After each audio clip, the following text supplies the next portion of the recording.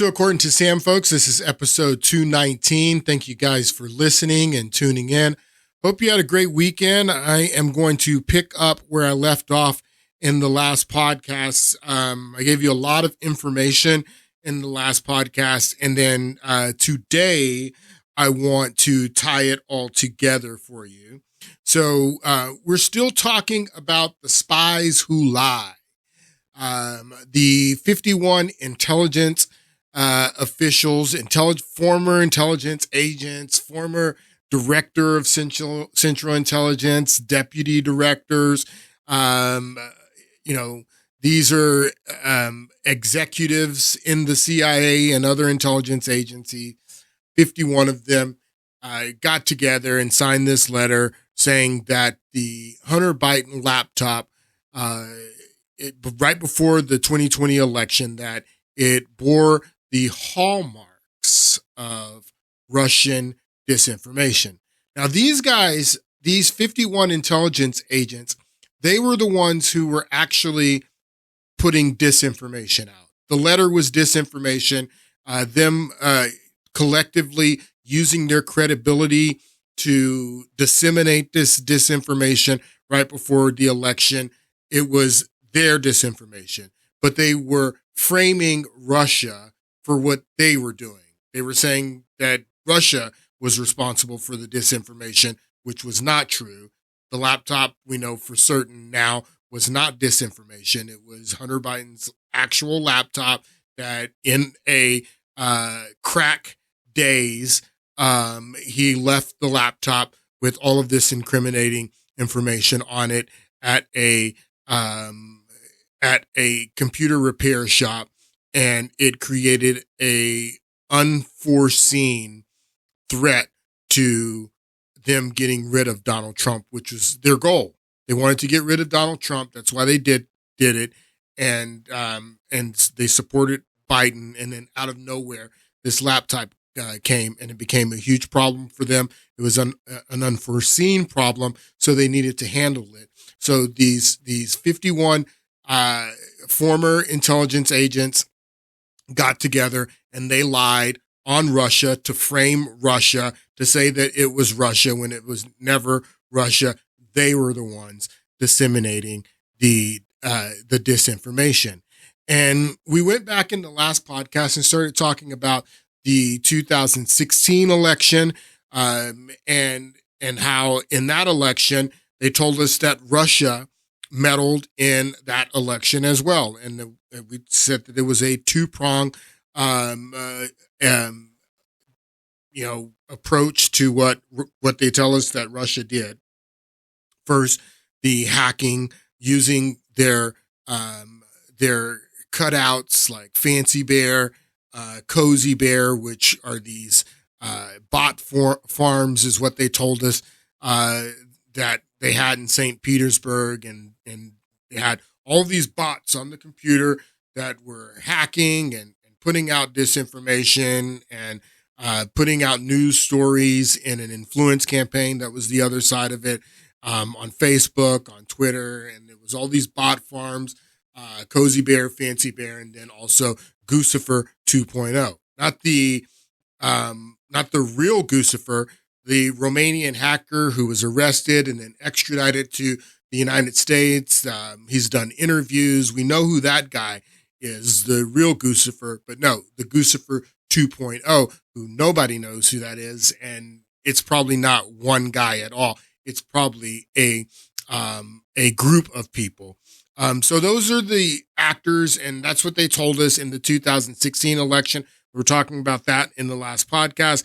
But the point that I wanted to make, and I don't think that I made it clear enough in the last podcast, is that the same way that these intelligence officials lied and tried to frame Russia for disinformation in the 2020 election, when they were the ones that were really behind the disinformation in the 2020 election, that's also what happened in the 2016 election. In the 2016 election, the intelligence community, namely this guy who was Barack Obama's director of Central Intelligence, John Brennan, and this guy who was Barack Obama's director of intelligence, of national intelligence, the DNI, James Clapper, and then also James Comey, head of the FBI. What happened in 2016, just as much as what happened in 2020, was an intelligence operation by our intelligence community to rig the election for Joe Biden.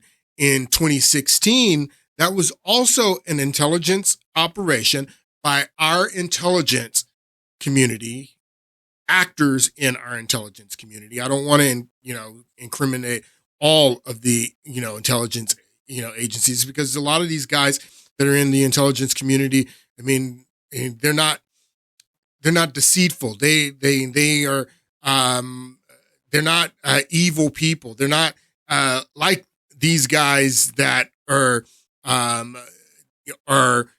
the executives within these agencies and the people that are running these agencies. So I don't want to say that it was all the intelligence communities, but members, individuals within our intelligence community attempted to rig the 2020 election, or did rig the 2020 election with their lies about disinformation, trying to frame Russia. And then in 2016, that was also an intelligence operation by our intelligence community to also frame Russia and frame Donald Trump in that election. So I want to get back into that in this podcast and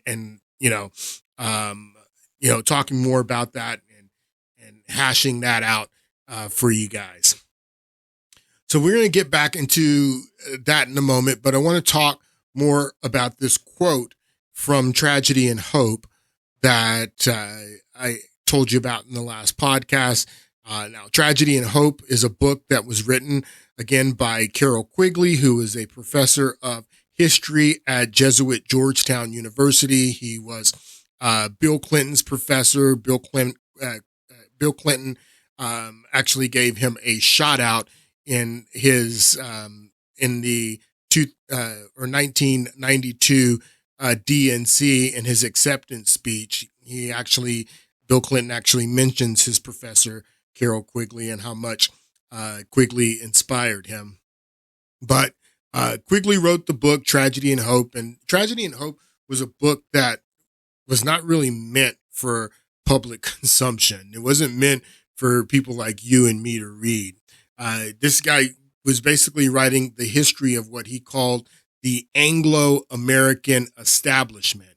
And he goes into talking about Cecil Rhodes, Cecil Rhodes was a British diamond miner. He's the one who founded Rhodesia in Africa, where he would mine diamonds, take them back to England, and then Queen Victoria would showcase him. And he's the one who made diamonds. Like diamonds are the girl's best friend. That all came from the marketing campaign that Cecil Rhodes and Queen Victoria put together. And he's the one who made diamonds famous. He was a homosexual, so he didn't have a wife, didn't have any kids. So he died a very, very rich man, and he left a will that talked about his vision for the Anglo-American establishment, is what Quigley says. In his will, it said he wanted to use his money for establishing, different things that, like the Rhodes Scholarship. He was a contributor to Oxford. I believe he graduated from Oxford. But the Rhodes Scholarship was set up by Cecil Rhodes's will, and many other things. Quigley talks about the Trilateral Commission, Council on Foreign Relations. That's all in Tragedy and Hope. But this is the quote that we talked about last week from Tragedy and Hope, and it's very enlightening. I want to break it down a little bit more, because it says that the argument that the two parties should represent opposite ideals and policies, one perhaps from the right and the other from the left, is a foolish idea acceptable only to doctrinaire and academic thinkers. Now, again, this is not meant for public consumption. He's writing this to the elite, that there shouldn't be, two parties that are based on two separate ideals. He says that's foolish, only acceptable to doctrinaire and academic thinkers. Instead, the two parties should be almost identical so that the American people could, and again, in the book, this part is in quotations, so the American people could throw the rascals out.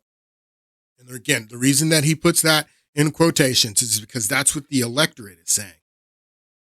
So if that's what the electorate is saying, if the electorate, if we're talking about democracy here, people, if the electorate doesn't like the policy so much that they say to themselves, let's throw these rascals out, that we don't like the policy, that the electorate is looking for a change. The electorate is looking for new policy. But it doesn't matter what the electorate wants, is what Quigley is saying. He says that even though the electorate says that we're going to throw the rascals out, you're not going to throw the rascals out. He says that so that the American people can throw the rascals out at any election, but without leading to any profound or extensive shifts in policy. That the electorate, the American people, want profound and extensive shifts in policy. But it doesn't matter what the electorate wants. Even though the electorate is saying we're going to throw these rascals out, that doesn't matter. That we're going to give the electorate the illusion that they have a choice, bring in a new rascal who is identical to the old rascal who is going to pursue the same policy without leading to any profound or extensive shifts in policy. Then it should be possible to replace it every 4 years if necessary by another party which will be none of those things but will still pursue with new vigor approximately the same basic policies. So it doesn't matter. What he's saying here is that you give the electorate, even though the electorate doesn't like the policy, and even though the electorate is saying that we're going to throw the rascals out for new policy, we've set up this sham to where they're only going to get a new rascal that is going to pursue with new vigor the approximately same basic policy. That's what the job of the deep state is. That's what the job of these guys is to do. These guys, they put the president up as a figurehead to pursue the exact same policy. And it doesn't matter if it's a Democrat or a Republican. You get the same foreign policy. You get the same, pretty much the same domestic policy. It doesn't matter. It's the same policy, and it doesn't matter if it's a Democrat or a Republican. And that's what the job of these guys is to do, is to make sure that who is ever the executive, who is ever the head of the executive branch, continues the same policy, even with new vigor. With new vigor, continue the same policy. So that's what these guys, their job is to maintain the continuation of the policy, whatever the policy of the deep state is, that it doesn't matter if it's Democrat or Republican, that they keep the same policy. So if there is a president that is going to stray from the policy that is the policy of the deep state, if there's a president that is campaigning on doing something different than what these guys want, then they assassinate that president. And that's what they did to JFK. That's what they did to Richard Nixon. And that's what they did to Donald Trump. Because JFK wanted to stray from their policy, because honestly, he was trying to make peace with Russia. Nixon wanted to end the Vietnam War. There were other things that Nixon was doing, so they assassinated him in the public eye. Trump, if you listen to what they're saying about Trump now, they'll tell you that Trump is a danger to the liberal world order. They'll tell you that. That if Trump is elected, that his policies are a danger to the liberal world order. So that's why they assassinated him. And they did this. This was if you know what really happened in the 2016 election, as that election was, winding down, and even in the early months of the Trump presidency leading to the Robert Mueller investigation, that was all an intelligence operation. All of it from the beginning, from Christopher. And it's not only American intelligence. That the Crossfire Hurricane, Russiagate story that they tried to frame Trump in, and they continue to frame Russia in. That intelligence operation was not only American intelligence, it was Five Eyes intelligence. And Five Eyes are the United States, Canada, New Zealand, Australia, and England. They're all used to be part of the British Empire. They're all former British colonies, back to Tragedy and Hope and Cecil Rhodes and the Anglo-American Empire. So all the Five Eyes countries were part of the British Empire. They're all English speaking, and they all work together and spy on each other's citizens. So the intelligence operation was led by American intelligence. It was led by this guy right here, John Brennan. John Brennan led the whole thing, and he he got the assistance of other intelligence agencies. For example, even the Steele dossier. Yeah, Hillary Clinton paid for the Steele dossier, and she commissioned it with Christopher Steele right here, a former British intelligence officer with the Secret Intelligence Services. So he's an intelligence officer. So all of these people who played a part in the Crossfire Hurricane Russiagate story were either intelligence or closely connected to intelligence. Here's another one, Alexander Downer. Alexander Downer was a politician in Australia, back, to the Five Eyes country. So he's a diplomat. This guy is at the beginning of all this stuff. There's two stories that they give us for why the investigation into Trump started in 2016, the Crossfire Hurricane investigation, and how they were able to get a FISA warrant to spy on Trump, to spy on his campaign, and even spy on him in the early months of his presidency. So there's two stories that they give us. The first story, which the FBI downplays, and they said that no, this wasn't the beginning of the investigation, is the Christopher Steele PP dossier. That, and like I believe, and I don't have time to show you why I believe, but I believe that the investigation started with the Christopher Steele PP dossier. So, this if it started with the PP dossier, then this is an intelligence operation. But the story that the FBI gives us is that no, it didn't start with the fake PP dossier that Hillary Clinton paid for. It started with this guy, Alexander Downer, who's a Australian diplomat, and he was in a bar in England, in England. And he had a conversation with what's his name? I can't believe I'm drawing blank on his name. Here it is right here. Joseph Misser, George Papadopoulos.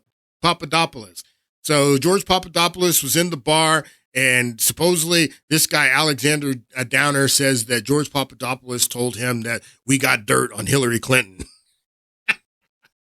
Even if it doesn't matter if it started with the Steele dossier or if it started with Alexander Downer. It was an intelligence operation.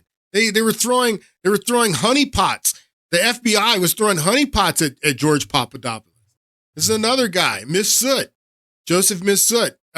He was a Maltese citizen, but people were saying that he was connected. He was a professor, but he was also connected to the Italian intelligence, is what people have said. I don't know if there's any hard proof that he was part of Italian intelligence, but he was a professor, and he's at the center of this. Another professor who was at the center of this is Stefan Halper. But Stefan Halper, we know, is connected to the FBI because he was an FBI informant. So the FBI is part of the intelligence community, and Comey was running this whole thing out of the FBI. So this was what happened in 2016 was an intelligence operation to frame Donald Trump and to frame Russia as well. And it was carried out by the same people who did the intelligence operation in 2020 to put disinformation out about Hunter Biden's laptop. It was also an intelligence operation. Remember the Time article that we talked about in the last podcast? And then this is the money paragraph right here. Let's read it again. We read it in the last podcast, but it says, that's why the participants, this is the 2020 election. After the 2020 election, this Time article came out.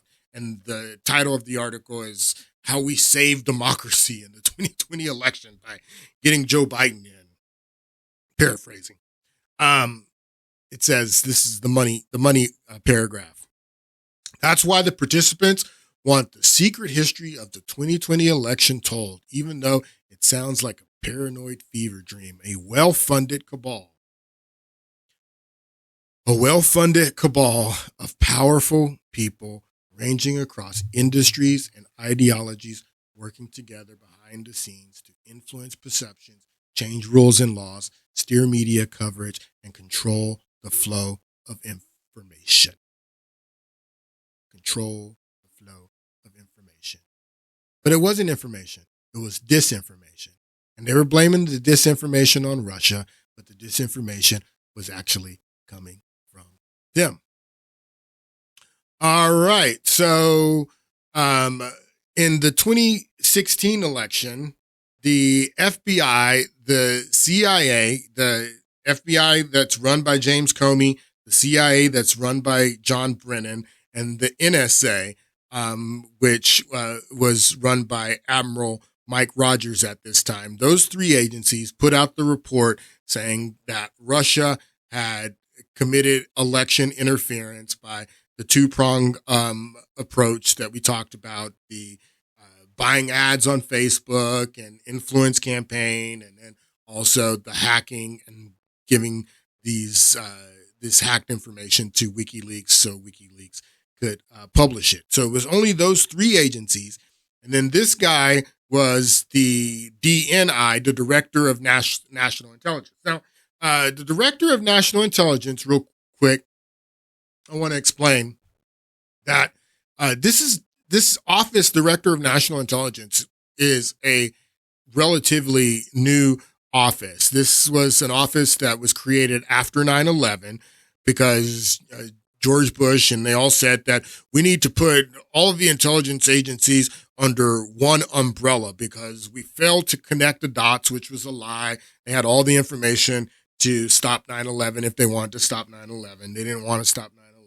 But the story that they gave us is that we failed to connect the dots. We need to make sure that nothing like 9/11 happens again. So they create the Department of Homeland Security. They create the Office of National Intelligence. And then so all of the intelligence agencies are under the umbrella of Director of National Intelligence, the DNI. And that was James Clapper's job in the Obama administration. James Clapper was Barack Obama's DNI. Another interesting thing that I'll tell you is that the FBI was not an intelligence agency before 9/11, and before they placed it under the umbrella of national intelligence. The FBI used to be a police force, a domestic police force at that. They didn't do intelligence stuff, and there was even, you go back to like in the 1960s, there was even a lot of, tension between the CIA and the FBI. Some people believe that Lee Harvey Oswald was an informant for J. Edgar Hoover, and he was actually spying on what the CIA was doing and training the Cubans to go back to Cuba for the Bay of Pigs and all that stuff that basically and J. Edgar Hoover loved to use confidential informers and penetrate organizations with, real human sources. So there are people that believe that Lee Harvey Oswald was one of Hoover's sources. But I'm telling you that, it's telling you that there was traditionally some, tension between the CIA and the FBI. They weren't always, working together. But after 9/11, when George Bush makes the FBI part of the intelligence community, the FBI ceases to be a police force and starts to act as a intelligence agency. So Clapper is the director of national intelligence in 2016 when Crossfire Hurricane investigation starts. And at that time, again, going back to the last podcast, I was explaining how they never showed you any evidence of any of the interference in the election that they tell us that Russia did. They never showed us any forensic evidence that Russia for sure hacked into the DNC, hacked John Podesta, that no for sure evidence that this is hard evidence that Russia had a connection to WikiLeaks and had distributed this stuff to WikiLeaks. They always came out and said, you have to trust us because this comes from all 17 agencies within the intelligence community. All 17 agencies, what they said. Play clips in the last podcast of Bill Maher, confronting someone on his show. You don't believe all 17 agencies, and Megyn Kelly confronting Putin about the 17 intelligence agencies. Well, look at the date here. This is 5/8/2017. So you're all the way in May of 2017 before the director of national intelligence finally comes out and states for a fact that it wasn't 17 agencies. It was only the 3 agencies responsible for the report. Take a listen. As you know, the IC was a coordinated product from 3 agencies, CIA, NSA, and the FBI, not all 17 components of the intelligence community. So they're telling us this in May. In May of 2017, the special counsel investigation's already been launched. But before this, throughout all of 2016, after the election, after the WikiLeaks had distributed all of this information, over and over again, they were telling us all 17 agencies were responsible for the report. Why were they telling us that? Because these guys have no credibility. And the only reason that anyone would believe anything that these liars say is that if they included the credibility of all agencies. So the reason that they lied and said that there was that this report came from all 17 agencies is because they knew they had no evidence and they had to give the report credibility. So that's why they said that. So where did the 17, who's the first to tell the story about the 17 agencies and start putting that narrative out there that the report came from all 17 agencies? Well, Obama's national security advisor started telling that lie early on. Take a listen. I regret that the Obama White House did not decide earlier to blow the whistle on the Russians before the election. We did blow the whistle on the Russians 7th. on October 7th, and that came as soon as the intelligence community and all of its component parts, 17 agencies, came to a consensus conclusion that we took the extraordinary step of making 17 agencies came to a consensus conclusion. Why are you lying, Rice? Rice, you know it wasn't 17 agents, and you know it wasn't a consensus a conclusion. Why is she lying and telling this story? Again, to give these guys credibility, to give the story credibility. There's no credibility. There's no evidence. There's no credibility without giving saying that all 17 agencies are responsible for the report. 17 agencies came to a consensus conclusion that we took the extraordinary step of making public that the Russian government at the highest levels was involved in an effort to play in our electoral process. Yeah, that information was put out. Play in our electoral process. You mean like these clowns did and that we know for a fact in 2020? Play in our elections. To the American people in a statement from the Director of National Intelligence and the Secretary of Homeland Security. Very unusual act designed to put on notice the American people, the secretaries of our 50 states whose responsibility it is to protect the integrity. So the Obama administration came out and started telling this lie from the beginning about the 17 agencies.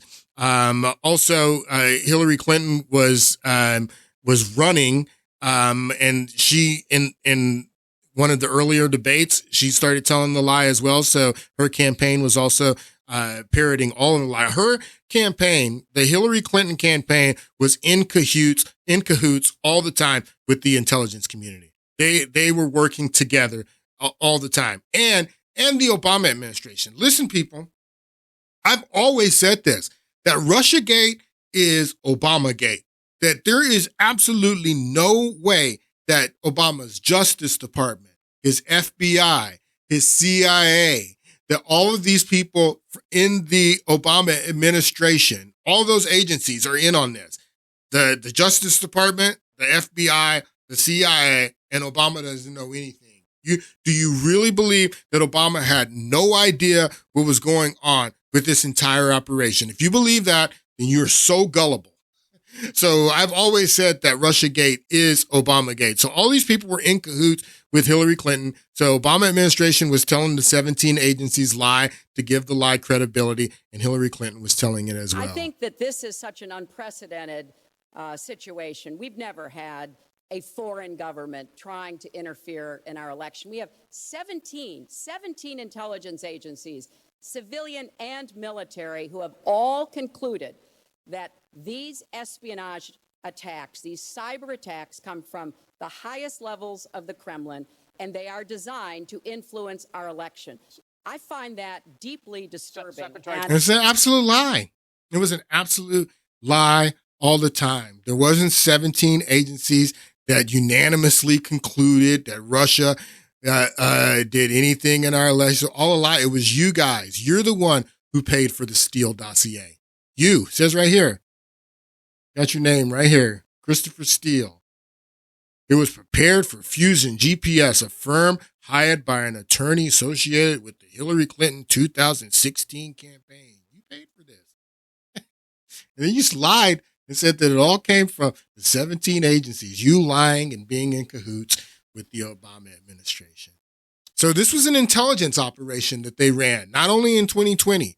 They definitely ran an intelligence operation of disinformation in 2020. But what I'm telling you is they ran an intelligence operation of disinformation in 2016 as well. Just in 2016, it didn't work because the issues and the real reason that Hillary Clinton lost were greater than their meddling in the election. But they had what did Peter Strzok call it?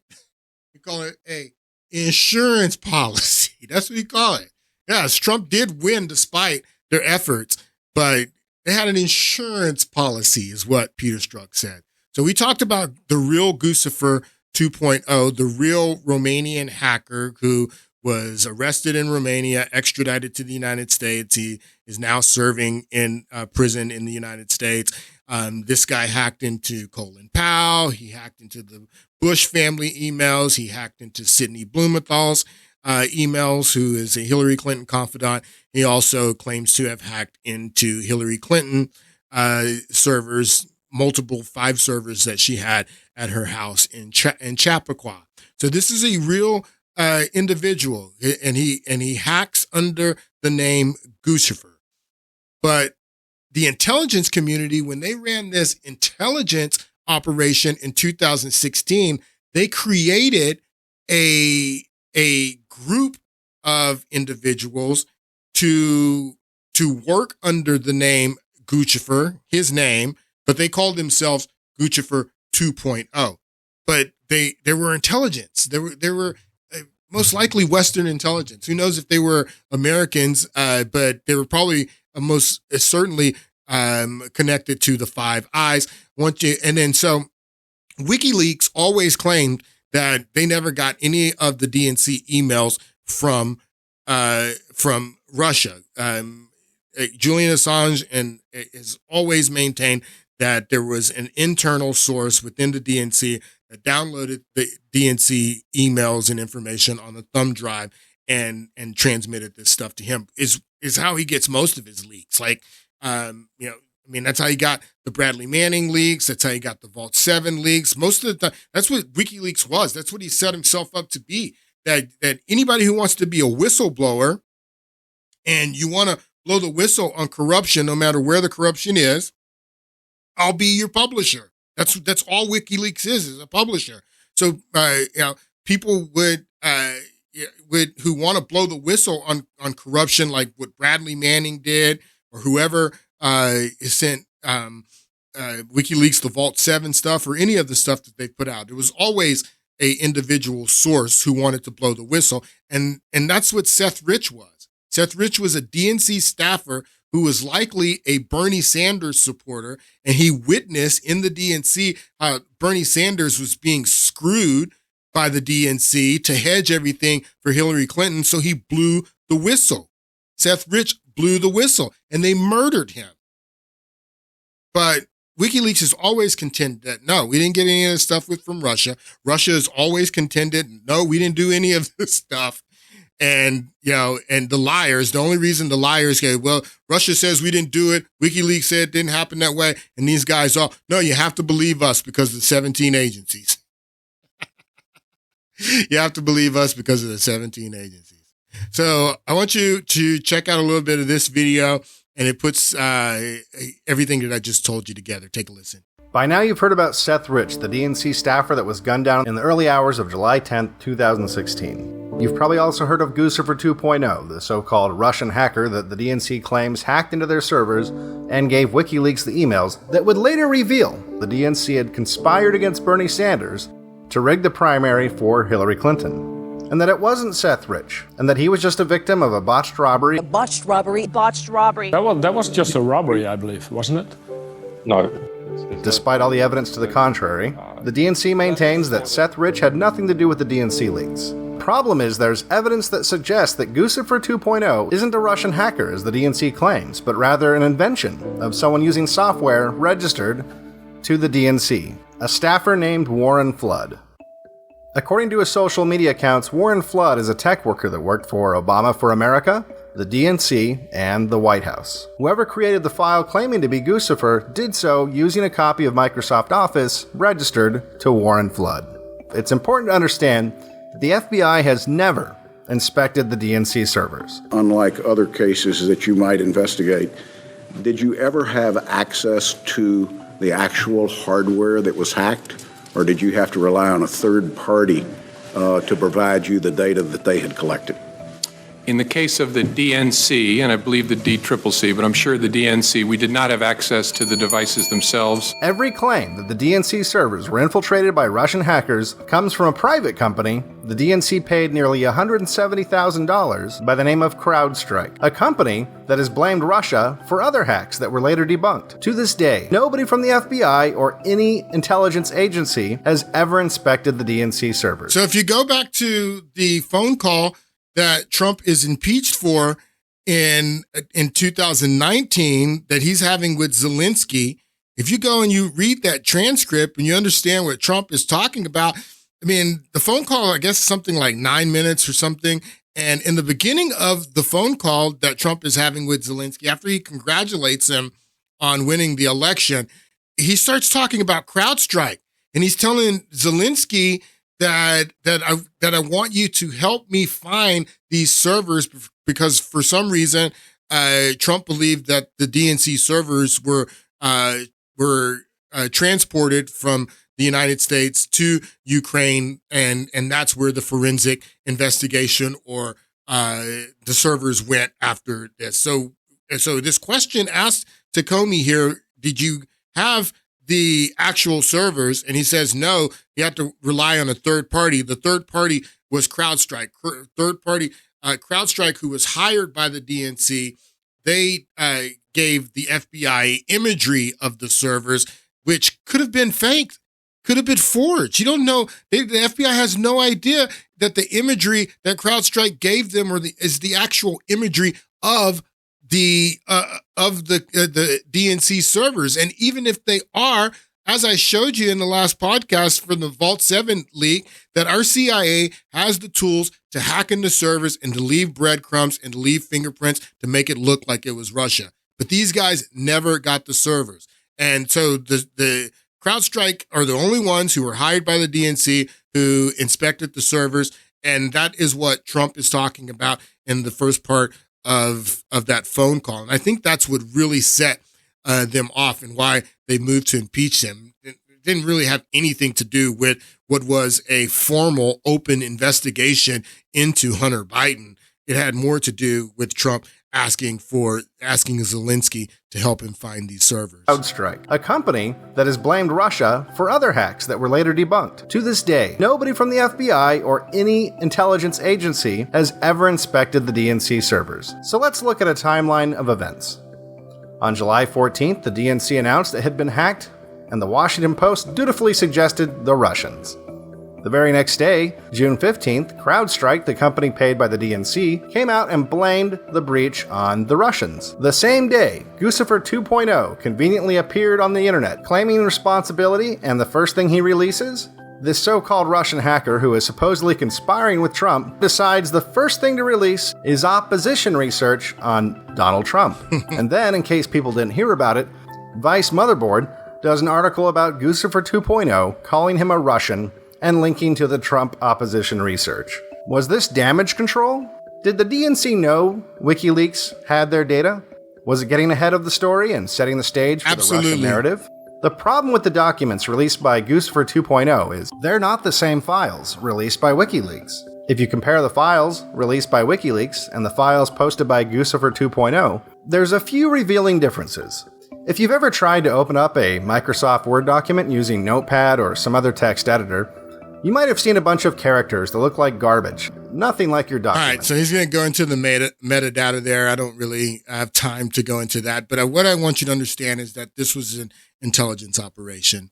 The framing of Russia and Donald Trump in 2016 was an intelligence operation and was pulled off by our intelligence community, the Obama administration, James Clapper, John Brennan, James Comey in the FBI, and these guys are now worried that Trump, if he's elected, he's going to come after them. and you're just hearing this over and over again if you watch mainstream media. Trump's going to come after his enemies. He's on a campaign of revenge. And it's hilarious listening to these guys now. They're so worried that Trump is going to come after them. Now, again, if you did nothing wrong and you didn't do anything illegal, you have nothing to be worried about. But these guys seem worried. Now, Andy McCabe, who works for CNN now, and the funny thing about all of these guys, they wouldn't have been able to do this without the media, people. The media is complicit in both of these intelligence operations, the intelligence operation that they ran in 2016 and the intelligence operation that they ran in 2020. When these guys lied and said that Hunter Biden's laptop was Russian disinformation, then that gave the media the clearance to lie for Joe Biden and to perpetuate the lie. In 2016, when they were framing Russia, the media went out and without vetting and going and making sure any of this was true. I mean, all the media had to do is go and look at the report and see that it wasn't all 17 agencies, but they heard Hillary Clinton and the Obama administration saying 17 agencies. And without going and looking at the report, they started repeating the 17 agencies as well. So what I'm telling you is that the media is complicit in both. They wouldn't have been able to do any of these operations without the media. So the media is complicit in all of this. And it's interesting that all of these guys, as soon as Trump comes into office and they leave the Obama administration, these guys go and they get contracts from the media, and they're working as regular correspondents on the media. John Brennan is a regular paid correspondent with this security clearance. For MSNBC, James Clapper was a paid regular contributor, paid contributor with his clearance on CNN. So they would come on CNN and these news agencies in the early months of the Trump presidency as the investigation is leading into the special counsel investigation. So they're going to use this for politics for 2 years. The special counsel investigation went on. It turned up nothing. No collusion. There were, not only is there no collusion, there was no Russian interference. So turned up nothing. 2-year-long special counsel investigation. But why that's going on, these guys who ran the whole thing are now working in the media, paid commentators, and they're perpetuating the lie, the Russiagate lie. So now they're worried. They're worried that that Trump's gonna go after his enemies and he's gonna seek revenge. And it's really interesting. But take a listen to McCabe here. It's great to have you here because I just few people know the inner workings of the FBI better than you do, and you've also personally experienced the pressure from Donald Trump. And when you see him promising this wholesale takeover of the Justice Department, I wonder how you worry about what that would look like. How are you worried, Andy McCabe? Yeah, Caitlin, I mean, I worry a lot about it. You should be. And I think it's, when you think about these things and you try to predict how Donald Trump is going to react or the steps he's going to take, you really don't have to go any further than listening to the things he says and does. I mean, his comments recently are offensive and horrendous, but they're not surprising in any way. He's been saying this for quite some time. I will be your retribution is his refrain to his supporters. So, you know him, you know what motivates him. He is not a person who's driven by principle or ideology. Like you have principle, clown. Entirely transactional. And if he feels like he's been wronged in some way, then he has been focuses on revenge and vengeance. And so he's made it perfectly clear that that's what he's going to do. And in the process of seeking that, he is going to he runs the risk of really dismantling and greatly incapacitating the Department of Justice and the FBI. And that is something that Americans on both sides of the political aisle should be worried about. Yeah. We depend on those institutions to protect us. Well, what do you think and he is proposing to tear them down. What do people inside the FBI think when they hear a comment like that? It's terrifying. It's frightening. I have a lot of conversations with former colleagues, people who are or were in the intelligence and law enforcement community and may have worked in, the Obama administration, other places. And, people are really trying to assess, what is life going to be like if Donald Trump wins a second term? And on a very personal level, I mean, these are torturous discussions with their family members about whether or not they have to leave the country to avoid being unconstitutionally and illegally detained. I mean, people are actually worried about being thrown in jail or grabbed in some sort of extrajudicial detention. Yeah, you guys should be worried, McCabe. You guys should definitely be worried. Now, we talked about in, I guess, 2 podcasts ago about how James Comey let Hillary Clinton off because at the same time that the agent, so the division in the FBI that this guy was the head of was the counterintelligence division of the FBI, and the counterintelligence division had, Peter Strzok was an agent that was working under McCabe here in that agency. Also, Lisa Page was the FBI lawyer, and they were setting up the entire Crossfire Hurricane investigation in the counterintelligence division of the FBI. But the counterintelligence division of the FBI was also working on the Hillary Clinton midsummer exam. I think they called that investigation the midsummer exam. And the reason that James Comey had, all of the control to let Hillary Clinton off again is because Loretta Lynch had to give him that control because she was caught on the airplane having a 30-minute meeting with Bill Clinton while Hillary Clinton was under investigation. So it became a huge scandal. I want you to listen to a little bit of this Morning Joe clip where they talk about how big of a scandal this is and how stupid it was for Loretta Lynch to have this meeting with Bill Clinton on her plane. And they didn't think they were going to get caught. The thing is that they didn't think anybody would see Bill Clinton. I guess they didn't. I mean, this is so crazy. This story is so crazy. But anyway, take a listen to this clip. Bill Clinton, we have breaking news. The New York Times is reporting that Attorney General Loretta Lynch plans to announce that she will accept whatever recommendation career prosecutors and FBI Director James Comey make about whether to bring charges related to Hillary Clinton's private email server. She's removing herself. The paper says that her decision removes the possibility that a political appointee will overrule investigators in the case. This development comes after a lot of criticism around the Attorney General's meeting with former President Bill Clinton aboard her plane. By the way, at a Phoenix airport. Can we just say, Mika, how irritated is Barack Obama?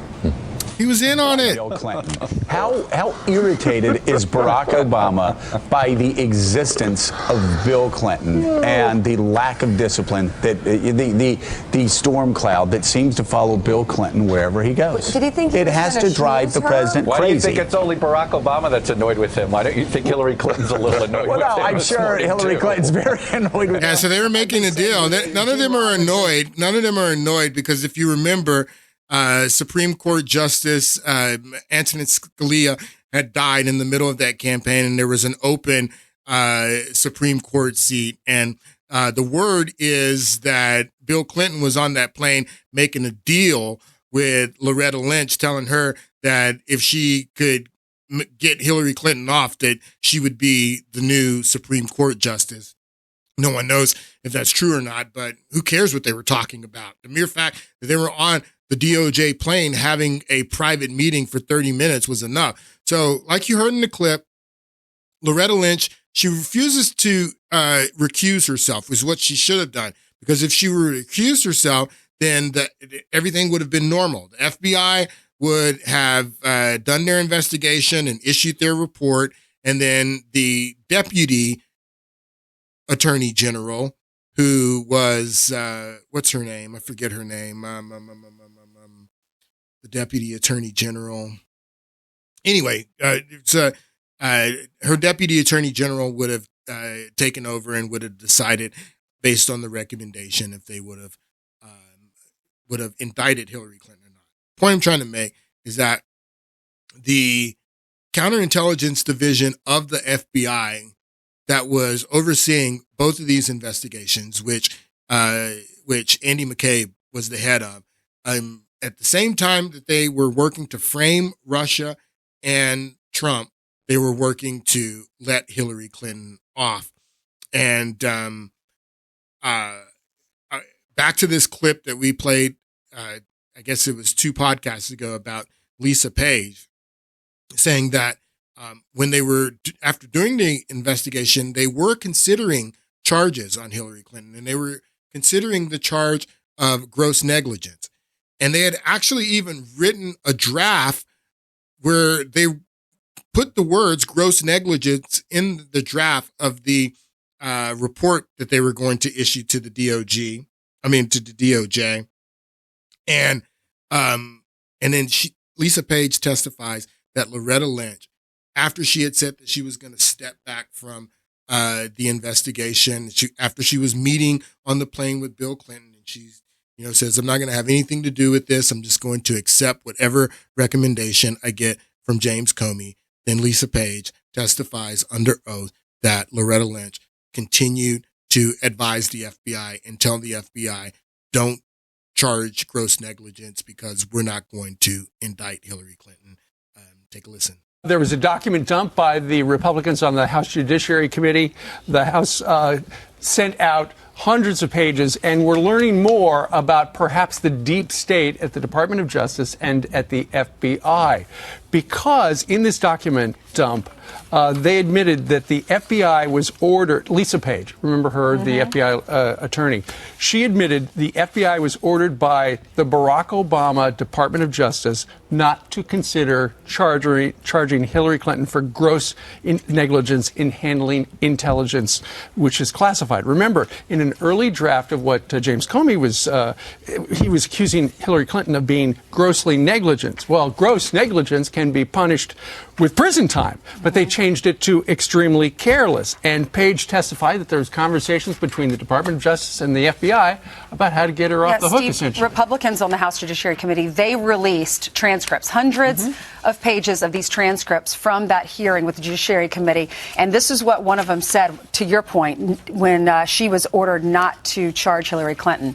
She says, "We had multiple conversations with the Justice Department about bringing a gross negligence charge. And that's, as I said, the advice that we got from the department was that they did not think that it was constitutionally vague and not sustainable." Then Congressman Ratliff says, when you say advice you got from the department, you're making it sound like it was the department that told you you're not going to charge gross negligence because we're the prosecutors and we're telling you we're not going to. And she says, that's correct. Oh, my goodness. And this is from Congressman Collins, who actually was on the radio with me and says, in 45 minutes, I'm going to release more transcripts if you like. So Lisa Page testified that Loretta Lynch and the DOJ continued to advise and tell the FBI how to change the language in their report because they weren't going to charge Hillary Clinton. They were going to let her off. And this is at a time when when all the polls said Hillary Clinton was going to win and everybody believed that she was going to win. So they let her off. So I know a lot of Democrats like to say that it was James Comey that is the one who is responsible for Hillary Clinton losing that election. And if James Comey wouldn't have written this letter to Congress just a few days before the election, because if you remember, James Comey, he let her off when he did this this press conference and he came out and said that she did all this stuff, but she didn't intend to do it. And he let her off and it was case closed. And everybody, thought that it was over. And then just a few days before the election, James Comey reopens the investigation and he writes a letter to Congress telling Congress that he had reopened the investigation. It became this huge scandal just days before the election. And everybody says that all the Democrats say, well, that's why Hillary Clinton lost. You can't say that James Comey was in the bag for Hillary Clinton when he's the reason why she lost. He actually did the action that is most responsible for her losing. So James Comey couldn't be in the bag for Hillary Clinton. I want you to listen to James Comey explain why he wrote the letter to Congress and why he reopened the investigation just days before the election. In this book. On July 5th, 2016, as FBI director, you called an extraordinary press conference to describe in detail why there were no charges to bring in the Clinton email investigation. To people who asked whether going outside of normal channels did unfair damage to Mrs. Clinton, you said recently on ABC that you wanted to, quote, offer unusual transparency to the American people about the investigation, which the Department of Justice policy permits in an unusual case. At that press conference, clearing Hillary Clinton of criminal wrongdoing in the email investigation, you still criticized her behavior, calling her handling of email extremely careless. And as you describe in the book, you thought about this phrasing a lot. Why did you bother at all? Now, he didn't think about it. He didn't think about that phrasing. The attorney general, who said that she was stepping away, gave him that phrasing. Thought about this phrasing a lot. Why did you bother at all? Why not come out and say, nothing to see here, and go home? Because I thought that without transparency, public trust and confidence in the integrity of our work would be severely undercut. and I meant what I said about, although it's unusual, as I explain in the book, the Department of Justice has done it in cases where a similar amount of transparency is important to a public understanding of the result. And obviously, I thought very importantly, we put out a long report on Ferguson, Missouri, 80-some pages, laying out the entire investigation, because public trust and confidence is the bedrock of the Department of Justice and the FBI. So that's why the policy allows it, and that was the motivation. But you struggled over the terms. But you had to know that this would have a political effect. You live in the world. It's not you're not living in a pure world of a vacuum known as justice. You had to know that that would have a political effect, yes? Yes, although I intentionally was disciplined about not trying to consider what a political effect might be.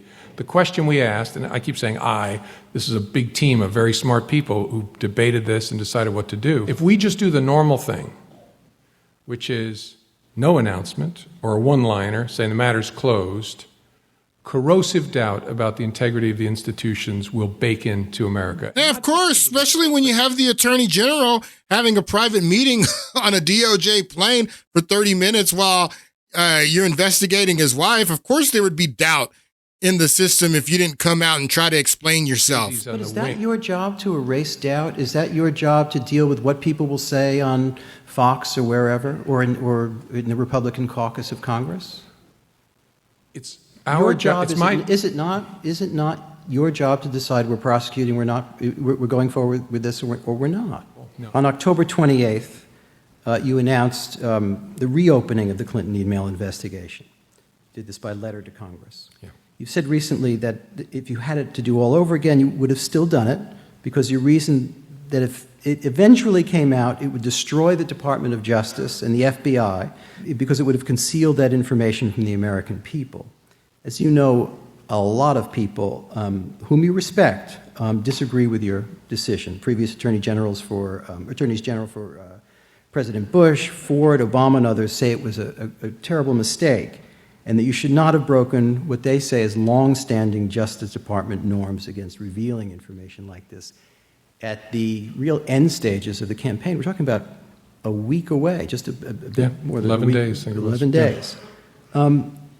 Were you doing this out of fear of leaks from your New York FBI office? You make no mention of this problem. Actually, it was raised with me by Loretta Lynch after I made the decision to inform Congress. She said to me, would they feel better if it had leaked on November the 4th? And what are they talking about leak? If what would have leaked?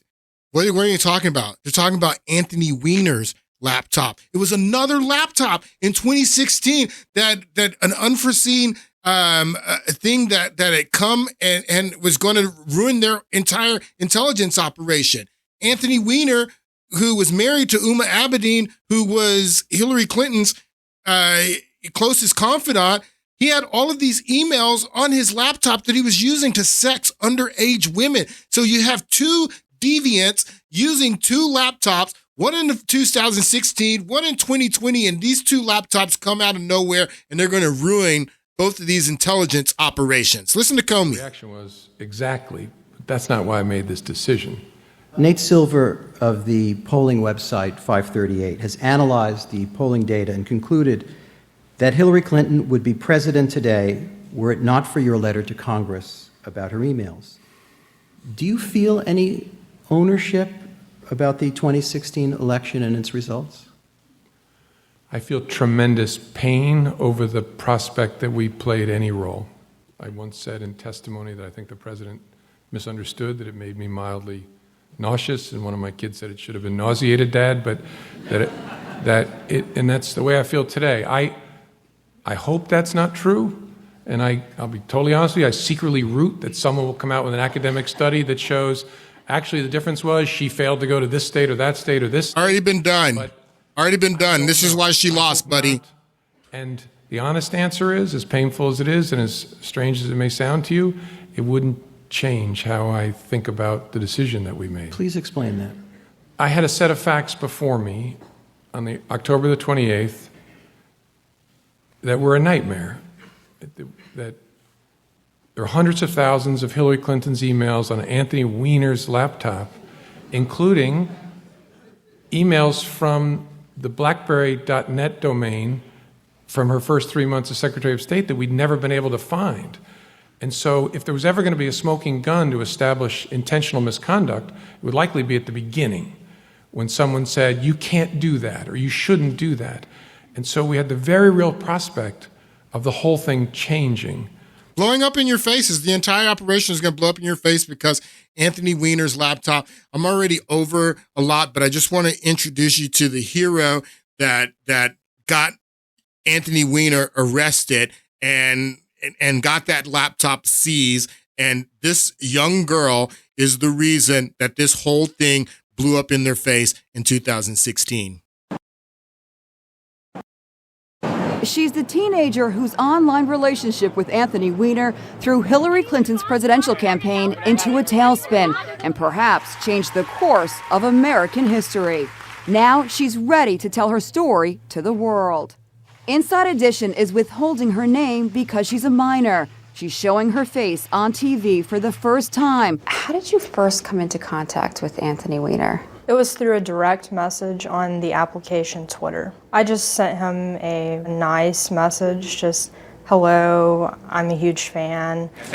It was January 2016, and the former New York congressman... So he started sexting with this underage girl and being a deviant, and Uma Abedin was Hillary's closest confidant, so they found all of her emails, and then that's why he opened the case, and it's all because of this young hero that reached out to Anthony Weiner.